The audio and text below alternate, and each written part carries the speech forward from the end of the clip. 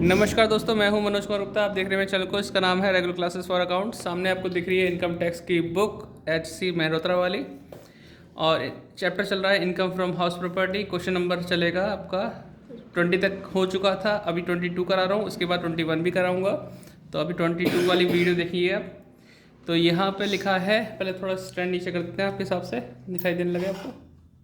Important question की category में आता है।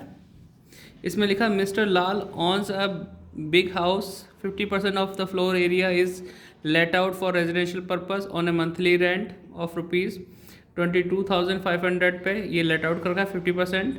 25% of floor area use by honour for the purpose of his profession, while the remaining 25% of the floor area is utilized for the purpose of his residence, खुद के रहने के लिए use कर दिया। Other particular of the house are as follows.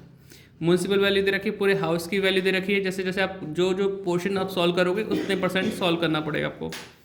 अगर 50% आप use कर रहे हो तो 50% निकालना पड़ेगा।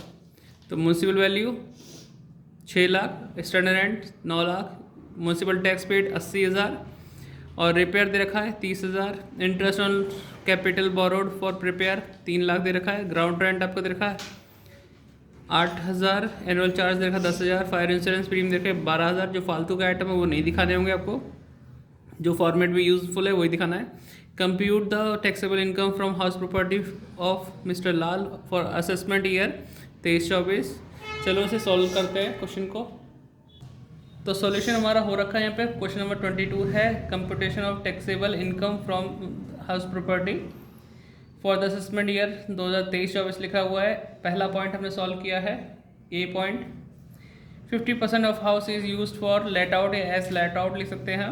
म्यूनसिपल वैल्यू दे रखी है हमें 6 लाख, उसका 50% किया 3 लाख आ गया। फेयर रेंट नहीं दे रखा था, नील कर दिया। एक्चुअल रेंट हमें 22,500 के हिसाब से दे रखा था, इंटू 12 कर दिया, 270 आ गया। स्टैंडर्ड रेंट में 9 लाख दे रखा था, 50% निकाला 4.5 लाख। ये 4 पॉइंट है। म्यूनसिपल वैल्यू फेयर रेंट में जो भी कंपेयर करोगे ज़्यादा अमाउंट है 3 लाख, वो 3 लाख स्टैंडर्ड रेंट से तो कम बैठ रही है, तो हम यही 3 लाख लिख सकते हैं हम एक्सपेक्टेड रेंट के अंदर। एक्चुअल रेंट कितना है हमारे पास 270, वो उठा के रख दिया। इन दोनों से ज़्यादा क्या है 3 लाख। ग्रॉस एनुअल वैल्यू हो गई हमारे पास। उसमें से म्यूनसिपल टैक्स माइनस करेंगे। म्यूनसिपल टैक्स था 80,000, उसका 50% 40,000 बनता है, क्योंकि आधे हिस्से को यूज़ कर रहे हो। तो 2,60,000 अमाउंट आ गई। ये हो गया हमारे पास एनुअल वैल्यू। फिर आगे बढ़ते हैं थोड़ा सा। Less deduction under section 24, 30% of AV 78,000 आ गया। इंटरेस्ट लोन 1.5 लाख कैसे आया, 3 लाख का 50% करके दोनों को प्लस करेंगे 228 आएगा, और फिर 228 माइनस करेंगे इसमें 32,000 इनकम फ्रॉम हाउस प्रॉपर्टी। अब आते हैं उस हिस्से पे जो 25% था। 25% of house is used as self profession के लिए, खुद के प्रोफेशन के लिए मकान का यूज़ कर रहे हैं, तो लिखोगे this income is not consider in this head, ये इनकम इसमें नहीं आती है। फिर आता है आपके पास 25% of house is used as self residence. Self residence gross annual value में दे रखा है नील, इसके लिए कम करेंगे। म्यूनसिपल टैक्स भी नील करेंगे, एनुअल वैल्यू भी नील आएगा। फिर इधर आते हैं तो यहाँ हम लिखेंगे less deduction under section 24, 30% of AV, वो भी नील रहेगा। इंटरेस्ट और लोन की बात करें, लोन का इंटरेस्ट था 3 लाख रुपए टोटल, जिसका 25% शेयर निकाला आपने। 25% के लिए हम सॉल्व करें इस पोर्शन को, तो वो बैठता है 75,000। लेकिन आप 75,000 नहीं ले सकते, क्योंकि लोन आपने लिया है रिपेयर के लिए। रिपेयर वाली केस में यहाँ तो वैसे तो डेट नहीं दे रखी कब लोन लिया है, चाहे 31 मार्च 1999 से पहले लिया हो या बाद में लिया हो, लेकिन रिपेयर के लिए लिया है तो मैक्सिमम डिडक्शन 30,000 होती है। मैक्सिमम डिडक्शन 30,000 होती है। तो आपको 75 पोर्शन निकला है इस 25% के हिसाब से, लेकिन हम लिखेंगे कितना 30,000। नील जो ऊपर आया था पीछे, उसमें से 30,000 माइनस करोगे तो माइनस के 30,000, यानी loss from HP। Total taxable income from HP निकालोगे तो 32,000 में से 30,000 माइनस करोगे। 32 वाला जो पहला पोर्शन से इनकम आया, ये थर्ड वाले से लॉस हुआ, तो हमारा नेट प्रॉफिट जो बचा है, नेट इनकम, वो 2,000 है। इनकम फ्रॉम हाउस प्रॉपर्टी के नाम पे आ गया है। इतना सा है सॉल्यूशन आपका, आप इसे नोट कर लेना वीडियो को पॉज करके।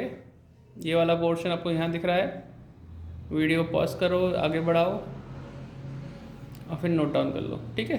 मिलते हैं नेक्स्ट वीडियो में।